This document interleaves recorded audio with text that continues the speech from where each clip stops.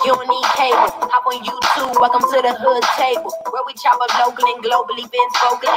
You don't really wanna miss out on these conversations. Just joke a little, laugh a little, get that wine in your system, fill your glass a little, expose current events, talk trash a little. You never know, these opinions might clash a little. They addicted to the content, got them binge watching. You don't like it, then you want to invite and bet your friends watching in the house and your job parking lot before you clock it. They don't want to miss a second of this HD content. Everybody think they got something to say, so it's an open invitation, bring it to the table. But if you come whack, just know we ain't buying in. We gon' probably turn your back until you start try again.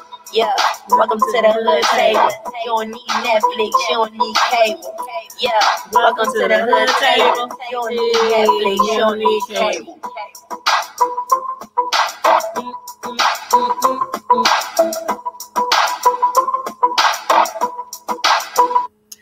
Hey everyone, welcome to the Hood Table one more again. Make sure you come on in and hit the like button, and also share the link out if you like, and don't forget to subscribe to the Hood Table. And also you can follow us on Facebook, Twitter, and IG. And pretty soon we will be having a website as well. So I just discussed with someone today our website, and they said it'll take a couple of weeks to get it up and running. So look forward to us having a website at thehoodtable.com. And we also now have merch at Teesprings, and I can put the link in the chat for the Teesprings. But oh yeah, and that has like t-shirts, sweatshirts, coffee mugs, different things like that available at Teespring, for the Hood Table. So if you would like, you can go to Teespring and you can purchase the Hood Table apparel from Teesprings. So anyway, make sure you click the like button, share the live, and also subscribe to the channel if you're not already subscribed. And I am going to drop the link. So if there's anybody at all who wants to jump on the screen with me, and discuss what we'll be discussing this evening. I know there are some people who had a lot of interest in this trial ever since 2010, when Tyler Ty Thomas first went missing. I've been covering this case for some years now, and actually during the trial, me and several others ride together down there to Beatrice, Nebraska. I took off of work, used some vacation time, what have you. And we went down there and to cover the trial, because the person who went missing was a resident of Omaha, Nebraska. Hey, Reverend Perry. Hey, how you doing? Hey, tell your wife I said hey. So she was a Omaha. She was a resident. She was a community member of Omaha, Nebraska. So a lot of people had some interest in the case. And again, we would ride down there. We would take notes. We would bring it back. We would do videos, to update the local community on how the trial was going, what people were saying, what witnesses were speaking, what evidence came into play, pictures, all that kind of thing. I covered the whole trial, and I'm going to pin a link to the to this video. It's going to be the first comment under this video, and it's to play all the videos I did of the trial. So we did go down there and we did attend. We sat with the family, we discussed the family, we supported the family throughout the trial and prayed for justice. When they said that the jury came back when we was there, and when it hit the news that the media, and I was the first one to say it. I was the first one to jump on the media, but everybody else was right after me, but I just happened to be there at the time and went live right after. But when they said that he was guilty on the first-degree murder, the family, that's what they wanted, but in the end, first degree, second degree is better than, third, is better than, innocent, is, what I'm saying? So the second degree murder is still, could have given him 25 to life. So basically, we found out today he got 71 years, which is basically life in prison. This is so exciting. I know the family. I haven't talked to them yet, but I know the family, her mother, her brother, her grandparents, her father, you know, everybody that, you know, loves her and cares for her and adores her. Still friends. I know they are happy, because the thing about it is, for those of y'all who don't, you know, about this story. Hey, how you doing? Hey, Miss Sislo. Hey, if anybody wants to jump on the link, jump in the screen with me up here on the screen.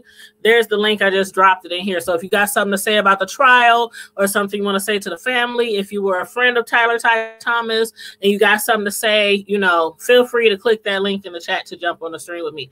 But a lot of people who don't know what happened, basically, I'm going to just give a brief summary of what happened, because it was a lot. But anyway, female college student, black female college student from here in Omaha, Nebraska.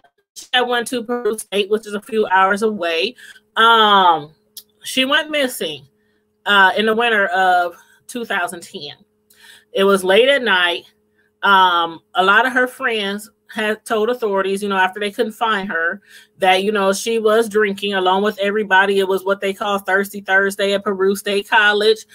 So a lot of people were drinking, partying. You know, it's a college campus. It was a college campus, young students, they was partying and drinking. She had got into it with one of her good friends. They had got into it. She wanted to come back to Omaha, Nebraska at night.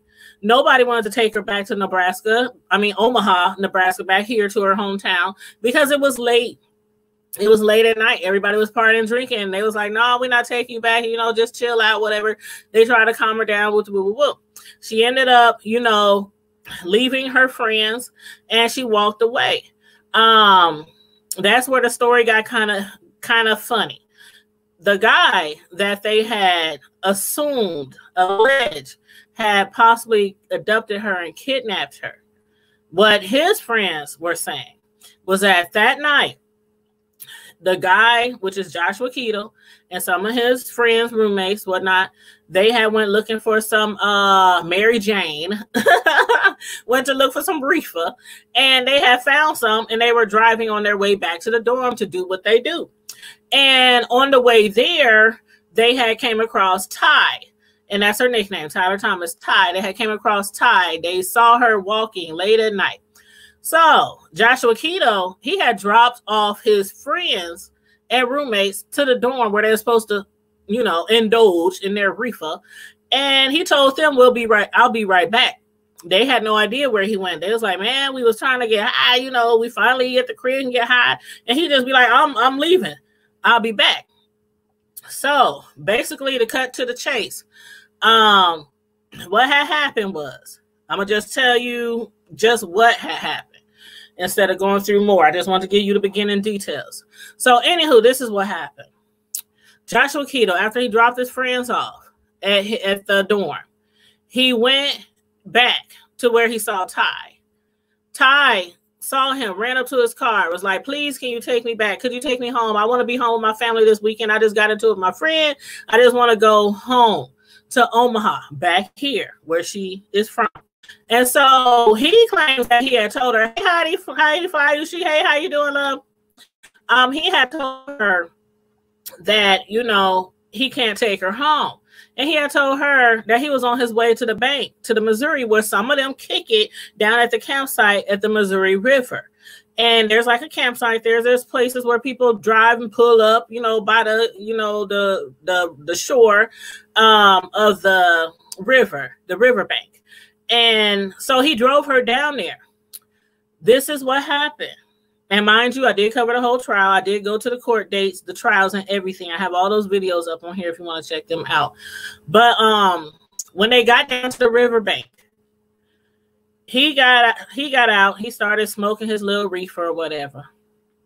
And he was telling her, no, I'm not taking you back. I'm not taking you back. It's late. Do you got gas money? She was like, I ain't got no gas money. He was like, well, I ain't taking you back. I ain't taking you back. You know, so she got mad. She got angry. She got upset because she was under the impression that he was going to take her to Omaha, which is where she wanted to go, back home with her friends and family. And so what had happened next was she got angry.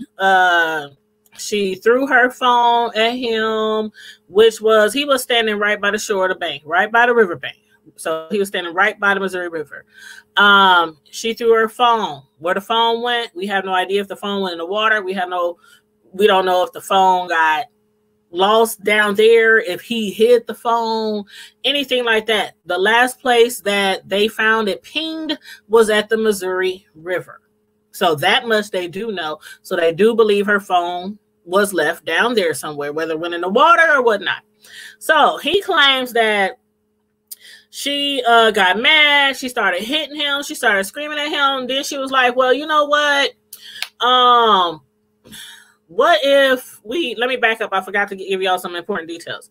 So before they argue, let me back up. My bad. Let me back up. They was in the car and he told her that he wasn't going to take her. He claims that she offered to give him a blowjob. And so she did give him a blowjob under the impression that he was going to take her. He gets out the car. That's when he starts smoking his weed. That's when he says, I'm not going to tell you. That's when they start arguing and she throws her phone at him and she's punching on him and stuff like that. So he gets mad and he goes back to his car and he's like,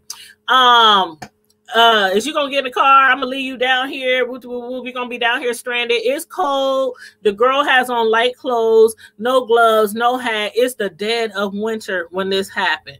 And so the winter of 2010. And so he claims that she didn't get in the car. He gave her multiple opportunities to get in the car. She didn't get in the car. So he claims he left her there. That's his story. That's his story. But after witnesses and after evidence and after, inspecting the area and, after everything was said and done, the conclusion that everybody came up with, and the jury, by the way, is that he took Tyler Thomas down there. He was originally supposed to be smoking with his friends. They believe he already intended to do something with Tyler, because if you on your way home, you about to smoke some, y'all got y'all bags, y'all about to go puff, and then you see a girl walking, so you tell all your friends, hey, I'll be back. Don't tell them where you're going, just say I'll be back. He picks her up, takes her down to the riverbank. Okay. As far as him giving her the blow, he was like, he wiped himself with a paper towel and threw it on the side of the car, outside the car. Nothing was ever found. No evidence, no sperm, none of that was ever found. Not even in his car. Not even in his car. Not even in his car. And I mean, he could have cleaned it. He could have cleaned it, but there was no proof that she even did that much. But we do know that was the last place that she was, and it was very cold that night. So what they gathered, jury included, was that what most likely happened, he tried to have sex with her. She threatened, because he did say that she said, if I don't take her to Omaha, this is what he said. She said, if you don't take me to Omaha, I'm go to the authorities and let them know that you tried to sexually assault me. That's what he said, she said. Now, y'all have to, I'm not going through all the details, because you would have to literally watch the videos I did covering each day of the trial. I'm just giving you a brief summary of what, was discovered in the trial and everything. But I think that part is right. He talking about she just gave him a blowjob and that was it. I believe, and others believe, that he tried to take advantage of her. She got upset. She threatened if he wouldn't take her to Omaha, she would tell the authorities that he tried to sexually assault her. He got scared. They got angry, arguing. And mind you, their whole relationship from the time they met in college, their whole college relationship, not friendship, but college student relationship. Because from as long as people can remember, both sides of their friends, family members included, they couldn't stand each other. They hated each other. They were always arguing, cussing each other out. He would call her MFs. She would call him Bs. I mean, that was just the type of behavior that they had amongst each other. Don't nobody ever know why it was like that. That's just all they can remember. They don't remember any friendliness ever shown between those two in college. When they saw each other in the hallway, they kind of like ignored each other. You know, if they weren't cussing each other out at an event or at a friend's dorm or something, you know. So why would she offer to get him a blowjob just to get a ride to Omaha? A few hours away? Somebody you really don't get along with, can't stand, darn near hate. Why would you give them a blowjob? And there was no evidence. So again, I and others believe that that part of the story, the part where she said, if you don't take me to Omaha, that I will tell them that you try to assault me. I believe there was an assault or he tried to assault her. And a lot of us believe that Tyler Ty Thomas died in the Missouri River that night. She was never seen or heard from again. He lied to the cops so many times. He lied to a lot of people. Dorm roommates, his friends, her cousins, to the police, to the FBI. He lied to so many people. I ain't seen her. I don't know where she at. Last time, he lied so many times. And then finally he confessed that he saw her that night, that he took her down to the river, and that she was mad that he wouldn't take her to Omaha. And so that's when she threatened to say he assaulted her. So he lied all the way up to the point where they said, all we got to do is check with the phone companies. We can check to see if both of y'all phones pinged at any given time around the time she was missing. That's when he was like, okay, okay. That's when but again, all the full details is in the videos, and I did post the playlist of all the videos I did covering the entire trial. It's going to be posted at the top comment of this video, pinned to the top. But so that gives you a little description of what happened. They had to wait so much time. Like, this happened in 2010. He didn't actually get charged with the trial till years later, like 5 years later, something like that. He didn't actually get charged because of the fact that when somebody disappears, they can't legally say that person is dead until so much time passes on. So during the time when they believed he was responsible to the time they actually charged him for the murder, disappearance, abduction of Tyler Ty Thomas, they were just building their case, talking to people, witnesses, gathering evidence, all this kind of stuff, because they had to have a hard case because there's nobody. But we know in history, in the past, there have been a lot of cases that went to trial and they won without a body.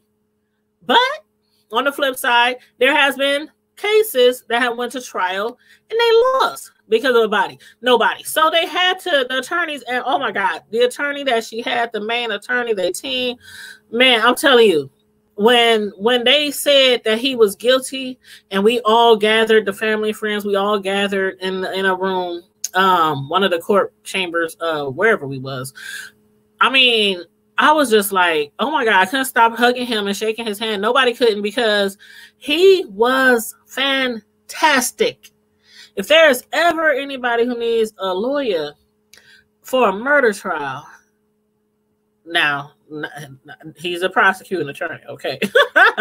But he did a absolute, I mean, it was just amazing how that came about to that guilty plea, that guilty verdict, because of the fact the defense team, they thought they had it in the bag. Joshua Keadle thought they had it in the bag. When I tell you, when we was there, sitting there all day in court every day, watching Joshua Keadle sitting up in there in his same old outfit every day, because you know he was in prison, y'all. For those of y'all who don't know, he was already in prison. He was already in prison when he was charged for Tyler Ty Thomas's murder. He was in prison because, and the young lady, there's a young lady, she was 15 years old. She was kicking it with Joshua Keadle, not kicking it like, you know, kicking it like boyfriend, girlfriend, but, you know, kicking it. They around drinking, smoke, whatever, you know, 15-year-old trying to be grown, I guess, you know, that's all I can figure on that one. But she had went to sleep and she woke up and he was raping her. Being she was 15, being she was drinking, being she was smoking, she thought, this is just what I get because I shouldn't even be here. You know, a lot of people feel that way when they get attacked because of a certain situation. If I wouldn't have been here at this certain place, this certain time, with this certain person, this would have never happened to me. So if I come forward and if I tell them the truth, what really happened, they might not believe me anyway. So she sucked it up, went on with her life.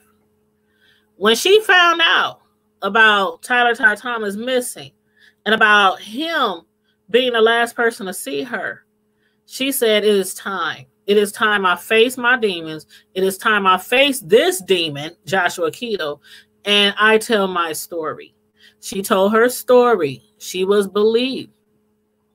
He ended up getting sentenced in prison. Now, the importance of the Tyler Ty Thomas case was bigger than just convicting him for the Tyler Ty Thomas case. It was bigger than that because they had to win. If they did not win this case and there was nobody, if they did not win this case, that man would have got out this year. He was set to be released between this year and next year. So he had like a year left in prison. If they wouldn't have convicted him, not only would he have got off with Tyler Ty Thomas murder, but he would have been back out on the streets, still young enough to get out there and do whatever. And who knows? I don't know if he was rehabilitated. You know, some people get rehabilitated in prison, some people don't. But they didn't want to take a chance that he could get out and then possibly do something to somebody else because that's two females, one missing, one he claimed threatened to accuse him of sexual assault that came up missing and he was the last one to see her, and one he did sexually assault and he went to prison for. So it just so happened the time that, you know, whoever, you know, the rules or regulations of, okay, this person is dead, there's no body, but we know so much time has passed, we can declare, we can officially get you a death certificate, we can officially say this person is dead, even though we don't have a body. So that time came. The prosecuting attorneys, they filed the charges, the murder charges. He was still in prison. So every day he went to court, he was coming from jail because he was still in jail. While he was sitting during the entire trial, I'm telling you, he was sitting there all smug, like him and his lawyers, like, oh, we got this. You're going to be out of jail. You're going to be out of here in no time. You're going to get off on this. Then you got like another year left. You're going to be a free man. So when they had said guilty, I looked over at that man, because we were sitting in the back corner and they had already told us before we left the court. Before they gave the verdict, they said as soon as, because you know the media is going to be there, and whether you win or lose, the media is going to be there to ask you questions. They're going to be all in your face with cameras and everything. So they said as soon as they say the verdict, this is what we're going to do. We're going to sneak you guys out, because on the news, when they showed us leaving, people were hitting me up like, dang, what did y'all do? Did y'all get kicked out the courtroom? And I was like, no, that was already pre-planned, that we was going to go up the back way, the back staircase of the elevators, but we ended up walking through some chambers, then through another door. It was like a maze down there in that courthouse in Beatrice. We ended up on an elevator, and we ended up upstairs somewhere where the news and media couldn't go. So anywho, when I saw the expression on his face, it was like all that smug smirk, all that I got this, the whole entire trial was gone. His face, everything, he was like, second degree? They got me. And the lawyer, I'm telling you, it was so exciting for us and for family and friends, for our community, period. For our community of Omaha, Nebraska, for students and faculty from Peru State. You know, there was some guy there. Was it the last day of trial? I think it was the second to last day of trial. There was a white guy there. And he was an older man, and he had a cane. I sat by him, and I didn't know him, but I just assumed he was. That's why you don't assume. But I assume he was with the Joshua Keadle family because his family is white. Tyler Ty Thomas, we all black, we all colored. And I just assume. I'm like, we don't know him. I know you see him, but he had been coming to the trial. And so one day I just sat next to him and I was taking my notes and all that kind of stuff because you can't take recordings, you can't take cameras. They will throw you out the courtroom. So we had to literally every video that I did of the court trial, while the news and media, they got video footage because they can get video footage, which now we will soon be able to do too because I didn't apply for the LLC. I didn't got the EIN. I got the certificate of corporation. We got our logo. I got somebody building us a website right now that'll be done in 3 weeks.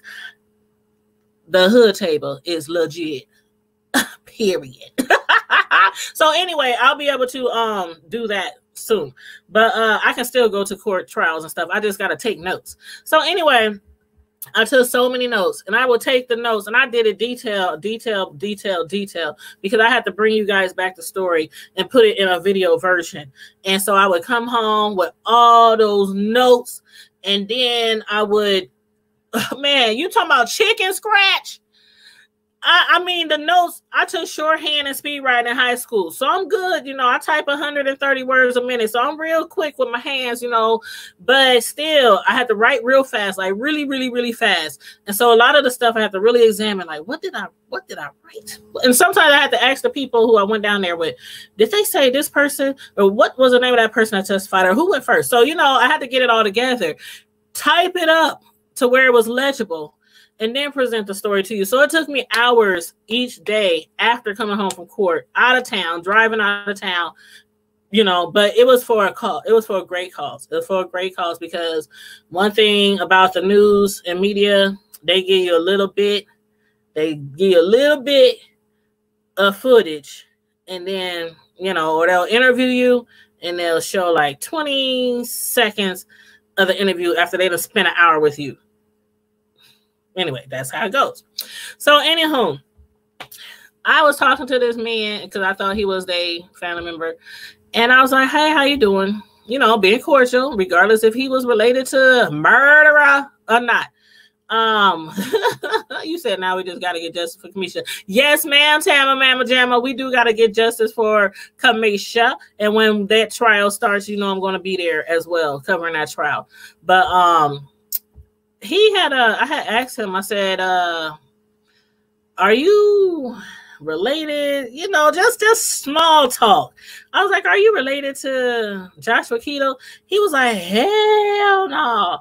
And he said, are you related to them? I said, I'm a friend of the family and I'm from Omaha. And that's why I'm here. And he said, no way. He said, I lived outside of Peru State College when this beautiful young lady disappeared.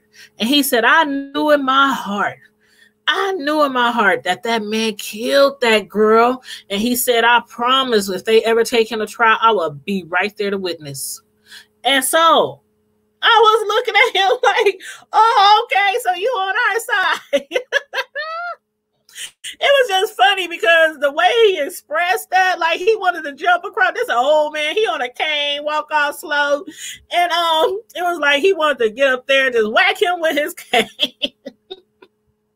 But that just tells you how much, there's so many people around Omaha and surrounding areas that wanted justice for Tyler Ty Thomas because they knew this man was guilty.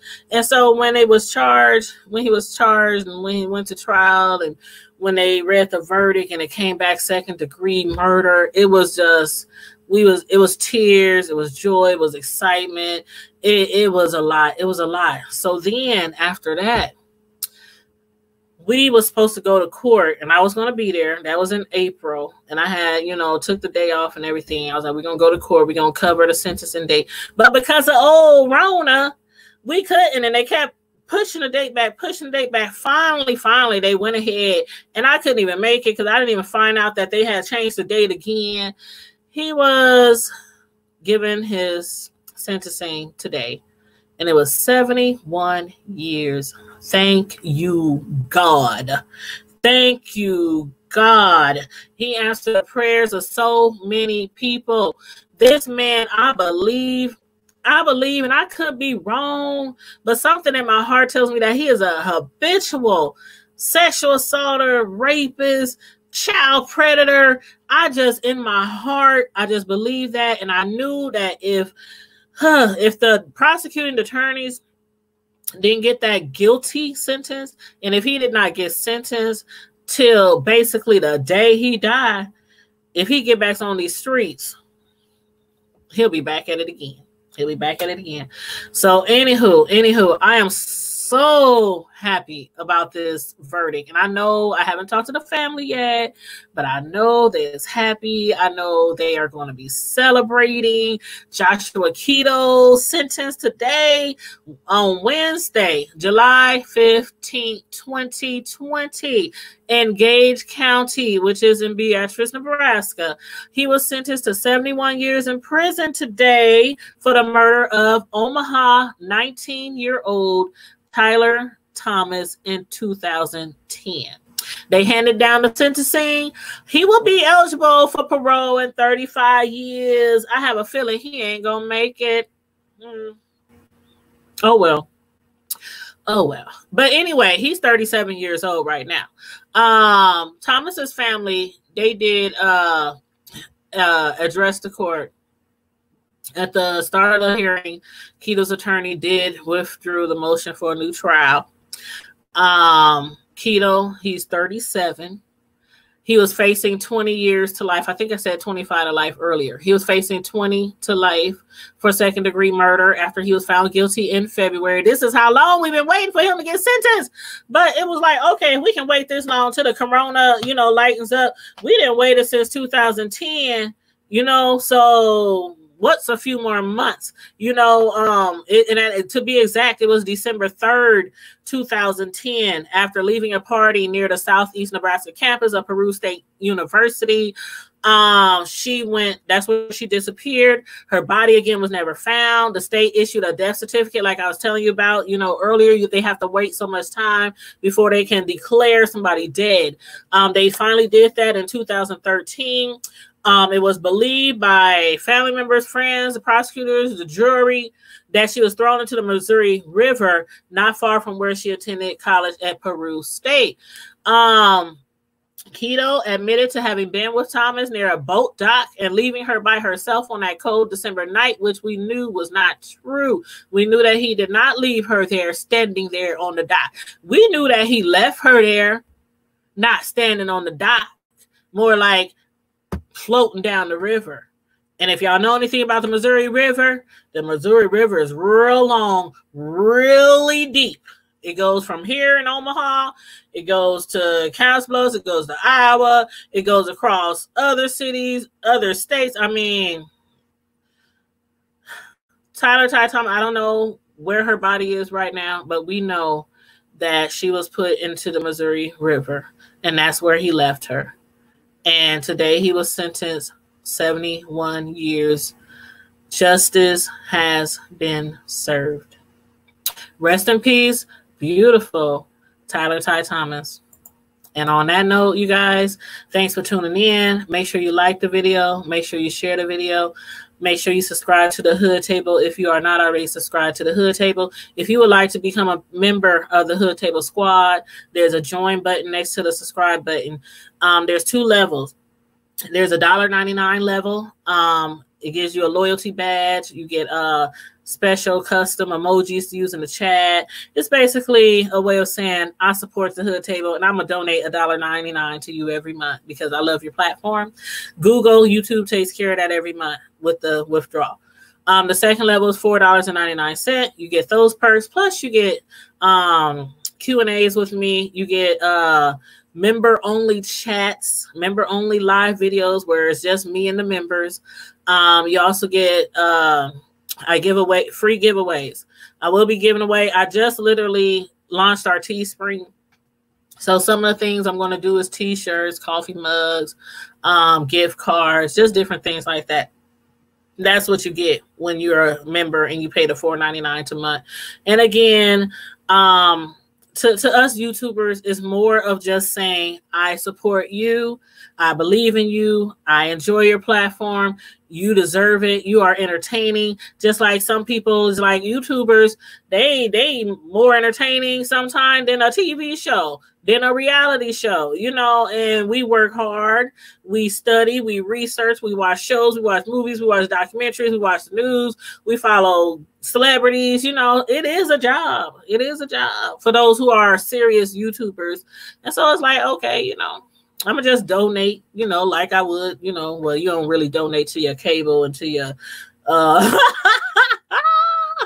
your dish or anything like that, but you know what I'm getting at. But anybody who knows me, I got 3 YouTube channels. So if you've been following me for a long time, you know that I appreciate every single one of you, whether you are a paid member or whether you are just a subscriber. Friends, family, we appreciate you. Every subscription, every share, every like, every subscribe. And again, you can follow us on Twitter, IG, and Facebook. And again, our website is being launched right now. I just paid my first installment on that. So it'll be launched within like 3 weeks. And of course, it's gonna be thehoodtable.com, you know. And so with that being said, make sure you like and share the video, and subscribe to the Hood Table if you're not already subscribed. And good night and amen, like Reverend Perry said, and Miss Sislo, and who else said that? Tama Mama Jamma, Heidi Flyucci, thank you for tuning in. I know there's others in here. Some people just don't like to comment in the chat, but I know there's others in here watching. So thank you for tuning in tonight. And until we meet again, in the meantime, in the between time, stay safe, be blessed, and I'm out. Deuces.